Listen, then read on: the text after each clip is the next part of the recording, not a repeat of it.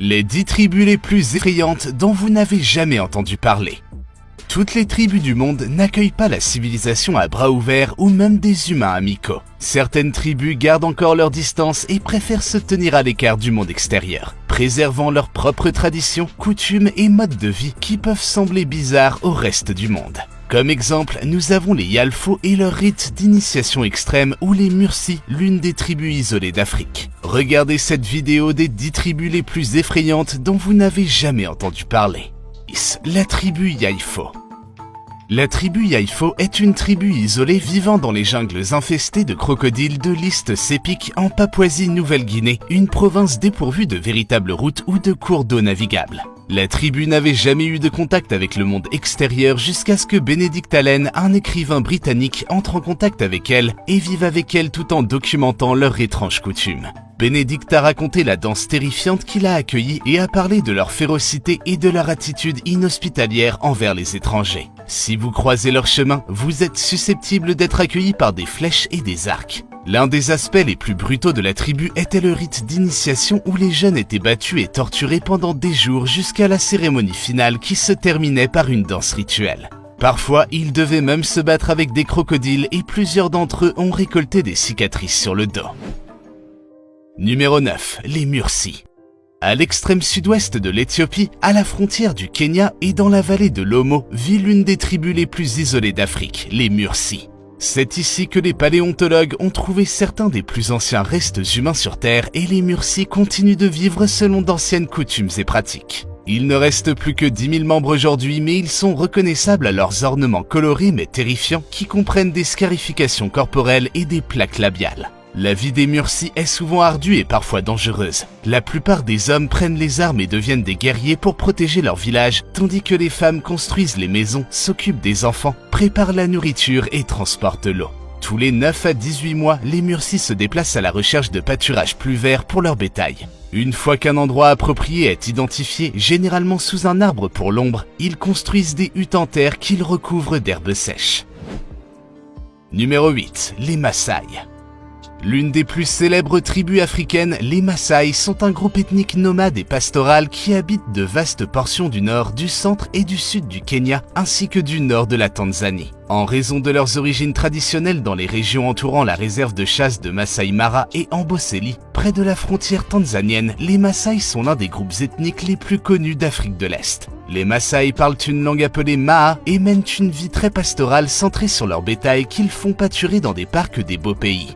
Cependant, comme la plupart des tribus isolées, ils ont aussi leurs traditions bizarres comme manger du sang et laisser leurs morts aux charognards car ils ne croient pas aux enterrements. Une caractéristique intéressante de la culture Maasai est leur chant et leur danse sans instruments vocaux, ainsi que leur concours de saut. Et croyez-moi quand je vous dis que ces gars savent vraiment sauter. Numéro 7. Les Batak. Les Batak ou Tintian sont l'une des 3 principales tribus indigènes de la réserve sur l'île de Palawan aux Philippines. Les chercheurs pensent que cette tribu fascinante et en voie de disparition est arrivée aux Philippines il y a environ 50 000 ans. C'étaient alors les premiers humains à traverser le pont terrestre entre l'Asie continentale et l'archipel. Aujourd'hui, il ne reste que quelques centaines d'entre eux dans le pays et leur existence est menacée. En raison de l'empiètement sur leur territoire, les Batak ont été repoussés. Ils mènent une vie pratiquement isolée, loin de la civilisation en altitude. Les Batak sont des amoureux de la nature comme les Indiens d'Amérique et croient que chaque animal, plante et roche est un esprit. Bien qu'ils puissent être considérés comme une tribu pacifique aujourd'hui, dans les temps anciens, cette tribu avait la réputation de produire des guerriers féroces. Les tribunaux malais voisins engageaient souvent des guerriers Batak comme mercenaires. Numéro 6. Les Yanomami. Nichés dans la profonde forêt amazonienne entre le Venezuela et le Brésil, les Yanomami font partie des tribus les plus violentes du monde. Même si ce peuple a été exposé à l'alcool, aux maladies et à la violence à la suite de son contact avec la civilisation, il reste largement isolé. On pense que les Yanomami se sont rendus en Amérique du Sud il y a 15 000 ans, mais leur nombre a diminué jusqu'à environ 38 000 spécimens. Les Yanomami sont une tribu communautaire et vivent dans d'immenses habitations collectives circulaires appelées Yanos ou Chabonos, dont certaines peuvent accueillir jusqu'à 400 personnes. Étant principalement des chasseurs-cueilleurs, ils possèdent une incroyable connaissance botanique de plus de 500 plantes qu'ils utilisent en guise de médicaments, de nourriture, de matériaux de construction pour leurs maisons et leurs artefacts. Comme la plupart des tribus du monde, le monde des esprits est un élément fondamental de la vie des Yanomami qui croient que chaque créature, roche, arbre et montagne a un esprit.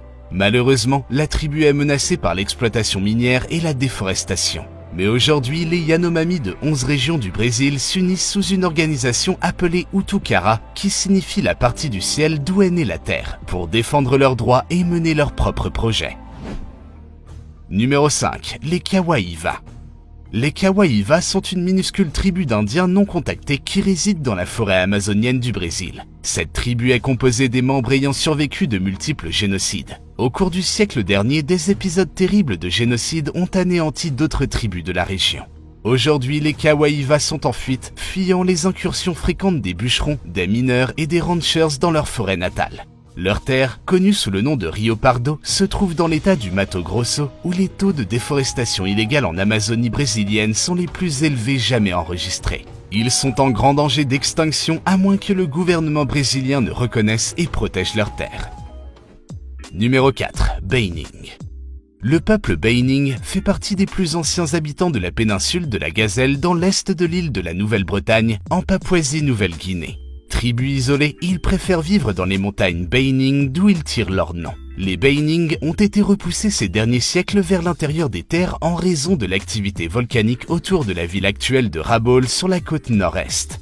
Tribu communautaire, elle dépend principalement de l'agriculture. Les enfants des Baining n'ont pas vraiment l'occasion de jouer et sont instruits très tôt pour faire partie intégrale de la communauté. La tradition la plus intéressante chez les Baining est une danse du feu très colorée, un rite d'initiation pour les jeunes hommes qui sautent par-dessus les flammes en donnant des coups de pied sur les braises au passage. Au fait, avez-vous vu ces masques effrayants qu'ils portent pendant cette danse?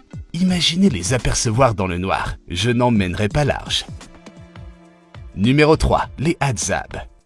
Les Hadzabe sont une tribu de chasseurs-cueilleurs du centre-nord de la Tanzanie et peut-être le seul groupe nomade restant en Afrique de l'Est. Chez les Hadzabe, il n'existe aucune structure formelle d'autorité ou de stratification sociale et les enfants sont élevés dans un environnement coopératif. La recherche de nourriture et la chasse prennent beaucoup de temps.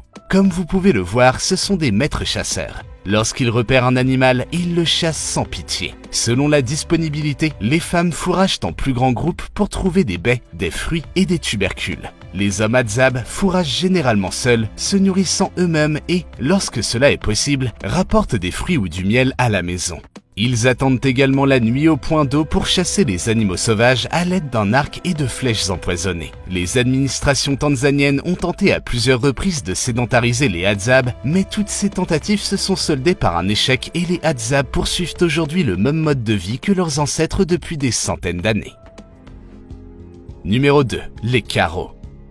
Les Karo ont un aspect assez effrayant avec leur peinture corporelle et leurs tatouages de scarification sur le corps. Cette petite tribu habite les rives du fleuve Omo dans le sud de l'Éthiopie et n'a pas été du tout affectée par le monde extérieur. Majoritairement agriculteurs, ils pratiquent l'agriculture sur les plaines inondables, la culture du maïs et des haricots, l'élevage de chèvres et de bétail et la pêche.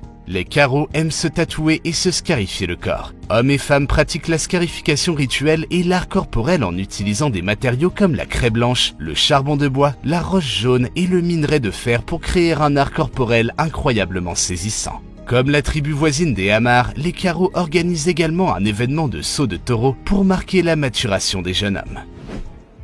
Numéro 1. Les Dani.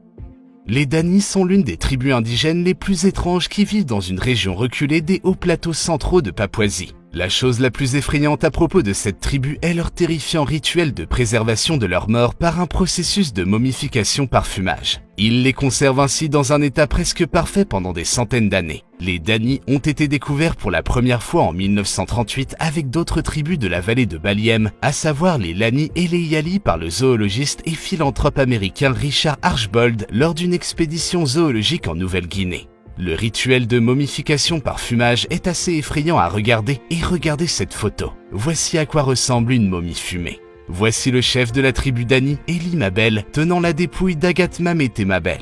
Cependant, le rituel de momification n'est plus pratiqué, mais les Dani conservent encore quelques momies par respect pour leurs ancêtres. Aujourd'hui, les Dani sont plus hospitaliers et autorisent même les touristes à entrer dans leur camp et y présentent des simulacres de guerre, des danses et des rituels à leur intention. Avouez que c'est effrayant, non? Qu'en pensez-vous? quelle tribu semble la plus intimidante? Dites-le nous dans les commentaires ci-dessous et n'oubliez pas de vous abonner à cette chaîne. Allez, je vous dis à la prochaine les amis, prenez soin de vous.